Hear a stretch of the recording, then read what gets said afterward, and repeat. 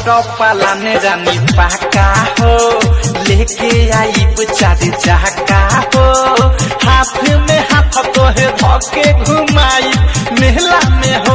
तोहरे चलते कैंसिल कइले बानी बीजा भइल सगाई अब हमार लगाई जीजा साढ़ू के धोन। अच्छा हम केतनो बोले नहीं चाहे गाड़ी देवे नहीं तब तू चुपचाप सुन कैसे लेवे लो।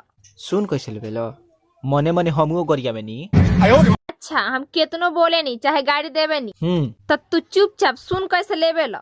सुन कैसे देख के दर्दिया दवाई हमार चल गइलू, देख के दर्दिया दवाई हमार चल गइलू, जी न मादी रहन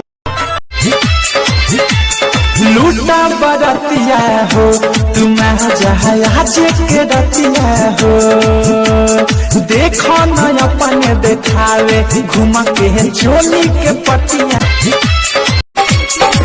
उमर हिलोड मारे पानी लेखा छलका, दोसर कुछ होना चाहिए दे दे हमें खलक। अच्छा खलक उमर हिलोड मारे पानी लेखा छलका, हो नंबर दे दाना नंबर दे दाना, कमर धरे दो ऐसे खेदाना, तबे लखनल क्रिया गलत होगा। मत छेड़ मुझे ममता के अनमोल खजाना कबो न दिल से तेजा, धड़केला हरदम बेटा खाती माई के करेजा, केला हरदम बेटा खाती माई के करेजा। बालू रानी दूधू को सब चलावेलू, सब कहो पलाई भयावेलू, दुनु प्रोफाइल पर तोहरे फोटो एगो शादी के एगो कुआरी के।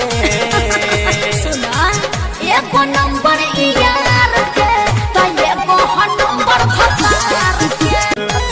बुढ़वा जवान कइले बाड़े तैयारी, लागत ऑफर दिहल पड़ गइल भारी, महंगाई लहंगा के कहत जगंदा, काहे की जुटल बड़े डाले खाती बंदा। अखिया में कारी कारी कारी रे काजरावा, लेके गइल चाहे ना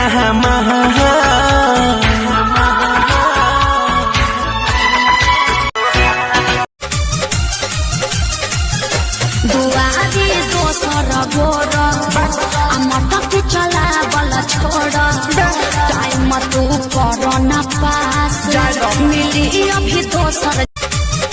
बेबी कोई ऐसा सॉन्ग बताओ ना जो मुझ पे सूट करता हो।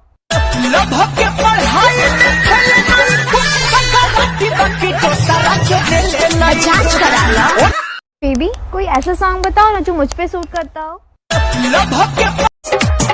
कि जहवन नजरी में तोहारा मालाई बिया, दू लइका के माई बिया रे, कि जवन नजरी में तोहारा मालाई।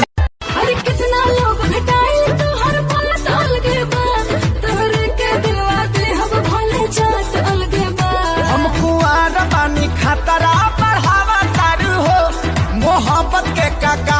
अरे कितना presented by lovely film production. चल जिसे गाड़ी धल ये राजा, ठंडी पड़ता डट के हो, जरा में सुतल जाई सट के। साँच को हाथ रख दिल पर दिल पर दिल पर। अरे खाके क्रिया कही भागवा के मरी तो हटा। साँच को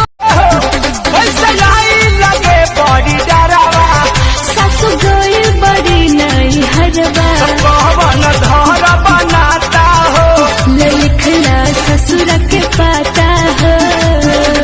हर बात तो हमरा से तू तो करत रहलू वादा, सच कहलू कम हमसे झूठ बोललू ज्यादा, चोट मरले बारू तू कम खा जाइबू चोट। हर बात वादा है वादा, चाहेंगे तुमको जीवन से ज्यादा है वादा वादा।